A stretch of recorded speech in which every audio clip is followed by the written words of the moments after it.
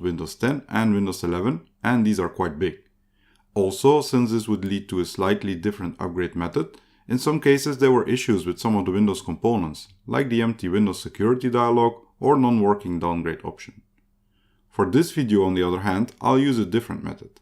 The PC I'm using for this is a Medion Akoya, which I repaired by doing a motherboard replacement recently. I did a video on that as well, and you can find a card here in case you're interested. This machine currently has Windows 10 Pro installed, but the steps in this video will be the same for another version like Home. As you can see, the PC has an Intel Core i5 6400, which is not supported. Just to be sure, let me run the PC Check utility. This Microsoft utility can check compatibility with Windows 11.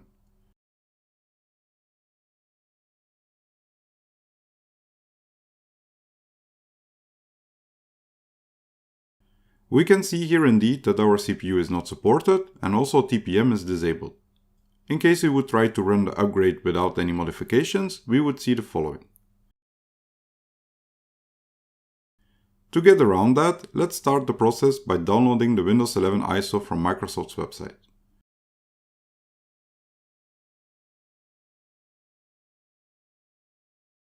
Simply select the only option, Windows 11.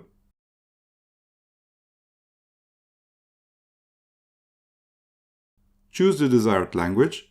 Important here is that this has to match with the currently installed version. If you're not sure or run into issues later, you can use the media creation tool instead. This one will automatically select the recommended language version.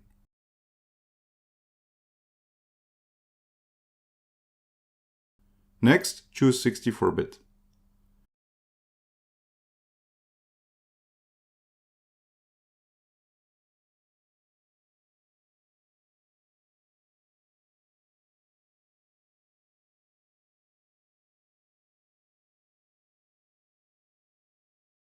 Once the ISO is downloaded, navigate to your Downloads folder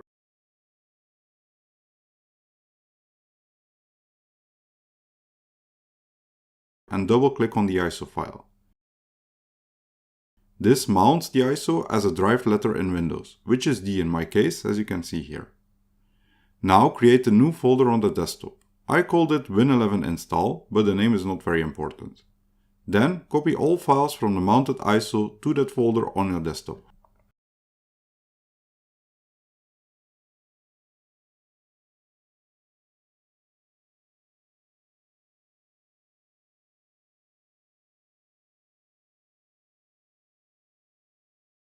The copy is complete, and since all we need is on the desktop, we can now unmount the ISO by doing a right click on the drive and choose Eject. If you're low on space, you can also delete the ISO file from your Downloads folder at this point.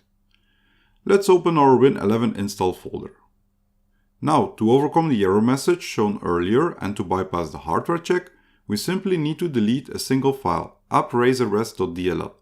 This is found in the Sources folder. To do so, navigate to that folder, Sources, and find the appraiserres.dll file in it.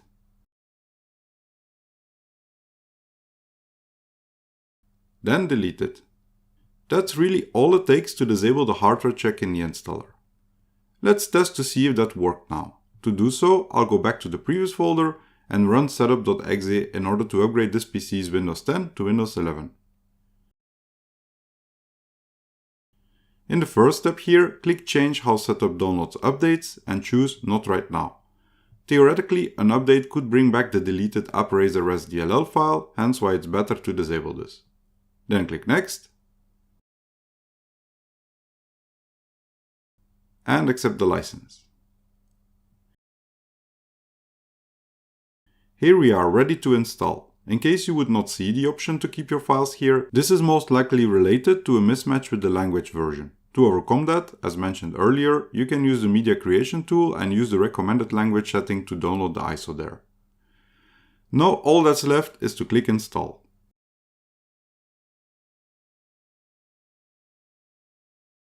As soon as you click that install button, the process starts and you can go and get yourself a coffee. The whole process took around 20 to 25 minutes in my case, but this obviously depends on the speed of your computer and especially SSD or hard disk.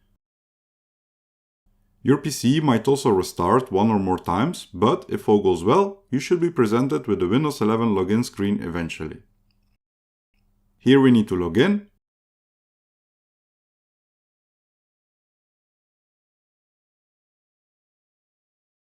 And after that, the setup process continues for a bit more.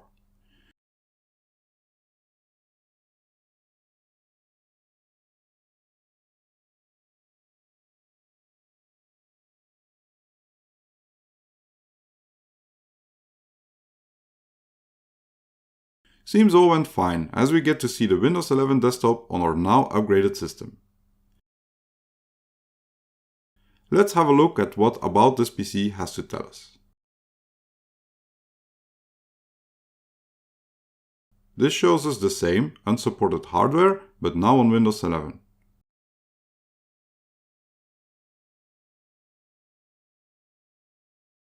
Windows security is also working fine after the upgrade, which is a common issue using the old method. And another much asked question is related to updates. I've been running Windows 11 for a while now, and so far updates have been coming in exactly the same as on supported hardware. Let's get them all installed here to show you that this is working and also to make sure our system is up to date.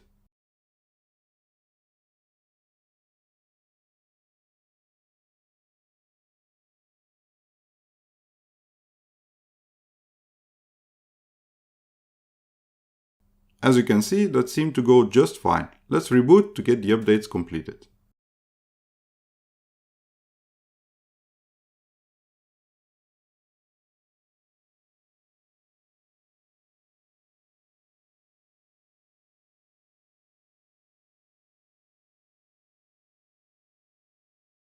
Now that we are back, About This PC shows, as we would expect, that we are indeed on a newer version, so updates are definitely working.